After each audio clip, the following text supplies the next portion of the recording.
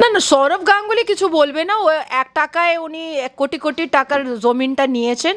তাহলে আমাদের দিল্লিতে একটা কাহাবত আছে, মুখ खाता है तो आँख लजाता है, कि বাংলাদেশে এত মন্দির ভাঙা হলো, এত রেপ হলো, এত বলাৎকার হলো, হিন্দুরা এত অত্যাচারিত হলো, একটাও বলিউড কিচ্ছুই অল আইজ অন বাংলাদেশ লিখলো না কেন?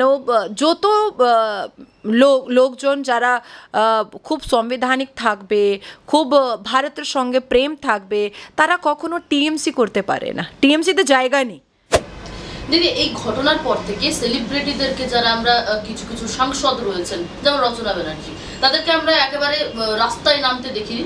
সোশ্যাল মিডিয়া আমরা 2 দিন আগে দেখলাম একেবারে কান্নাকাটি করছেন, তিনি সেফ নয় এই রাজ্যে বলে। তার পাশাপাশি ঋতুপর্ণাকে আমরা দেখছি শঙ্খ বাজাচ্ছেন। সৌরভ গাঙ্গুলি মন্তব্য করছেন যে এই রাজ্যে এটি বিক্ষিপ্ত করে না, পশ্চিমবঙ্গে নারীরা সেফ। না না, সৌরভ গাঙ্গুলি কিছু বলবে না। ও 1 টাকায় উনি 1 কোটি কোটি টাকার জমিনটা নিয়েছেন। তাহলে আমাদের দিল্লিতে একটা কাহাবত আছে, মুখ खाता है तो आँख लजाता है। তো সেটাই উনি বেচারা কি বলবেন? এত গিফট আসছে, এত টাকা আসছে, এত লাক্সারিয়াস লাইফ হচ্ছে, তাহলে উনি কি বলবেন? আমার মনে আছে যখন বুদ্ধদেব ভট্টাচার্য যখন সিএম ছিলেন আর ও ইন্ডিয়ান ক্রিকেটার টিমে কাপ্তান ছিল, বুদ্ধদেব ভট্টাচার্য মারা গেল, আমি তো ইন্দোরে ছিলাম, ওখান থেকে আমি টুইট করলাম, কিন্তু এখানে থেকে সৌরভ গাঙ্গুলি যাননি। মানে কত ঘমন্ড, কত প্রাউড আছে, কত নিজেরকে বড় মানেন উনি, সেটা দেখেই ওর চরিত্রটা বোঝা যাচ্ছে। এবার আমি বলবো যে এই যে টলিউড বলুন না বলিউড বলুন, এরা কেন সামনে আসছে না? রেপ আর মার্ডার প্রত্যেক দিন যাদের হচ্ছে, তারা হিন্দু মেয়েরা আছে, তার জন্যে। আসিফা জন্যে পুরো বলিউড সামনে ছিল, পুরো টলিউড সামনে ছিল যখন হাতরাসে আসিফা মানে কাণ্ড হয়েছিল। কিন্তু মোহিত খান সমাজবাদী পার্টি নেতা যখন কিশোরী রেপ করলো আর গর্ভবতী করলো, যখন ও 12 বছর মেয়েকে, তখন ডাবল স্ট্যান্ডার্ড বলিউড চরিত্রটা সামনে আসলো। যখন একজন 15 বছর মেয়েকে নবাব সিং সমাজবাদী পার্টি নেতা রেপ করার চেষ্টা করলো, তখন কেউ বলিউড টলিউড সামনে আসলো না। যখন একজন মৌলানা, উত্তরপ্রদেশে একজন মৌলানা কানপুর একদম ল্যাংটা প্রকাশে আসলো, একটা 7 বছর মেয়েকে রেপ করার চেষ্টা করেছিল, একদম রেড হ্যান্ডেড ধরা পড়লো, তখন কোনো বলিউড টলিউড সামনে আসলো না। এই যে ডাবল স্ট্যান্ডার্ড বলিউড টলিউড আছে, সেটা সবাই জানে। অল আইজ অন রাফা পুরো বলিউড করেছিল, পুরো বলিউড, কিন্তু all eyes on Bangladesh Hindu করলো না, একদমই করলো না।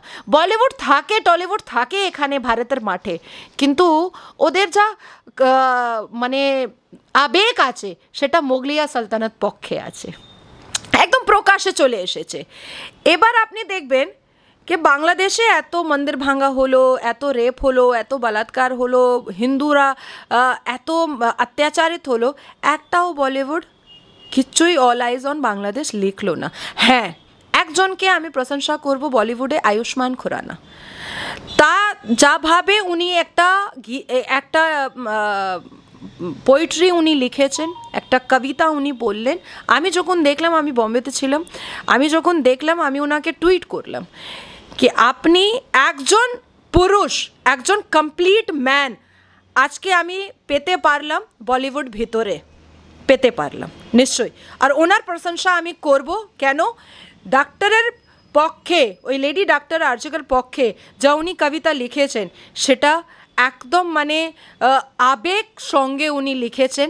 আর যা শব্দ উচ্চারণ উনি করলেন, সেটা আঁখের একটা জল এসেছিল, কাশ মে ভি লড়কা হতি, সেটা খুব ভালো ছিল। আর এই টলিউড বলিউড তারা সাংসদ, কিন্তু তিনি ময়দানে না না করবে না, কি বলবে না, না না কি বলবে না আপনি? শাইনি তো একজন টলিউডের লোক।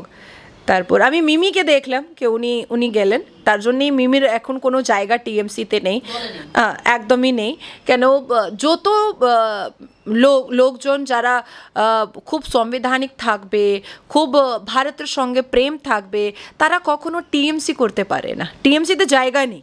আমি টিএমসিতে যখন ছিলাম আমি একদম পিওর প্রপার মুসলমান ছিলাম, তার জন্য আমাকে মমতা বন্দ্যোপাধ্যায় সাহায্য করতে পারলো না। ও ভেবে মানে একদম ভেবে গেল যে এই তো একদম পিওর মুসলমান, এই তো দুধ কা দুধ পানি কা পানি করে দেবে, তার মানে চিটিংবাজ মুসলমানের দরকার মমতা বন্দ্যোপাধ্যায়কে। দেখুন নুসরত রুহি জাহান জ্যান, ওকে মমতা বন্দ্যোপাধ্যায় খুব ভালোবাসে, একদম ব্রা আর বয়ফ্রেন্ড জিন্স পরে ও যায় এয়ারপোর্টে ব্লু বাত্তি লাগিয়ে চিটিংবাজ মহিলা। তো এই ধরনের মুসলমানকে আর যা রাম ভগবানকে গালাগাল করতে পারে, যা সনাতন ধর্মকে গালাগাল করতে পারে, তার মতন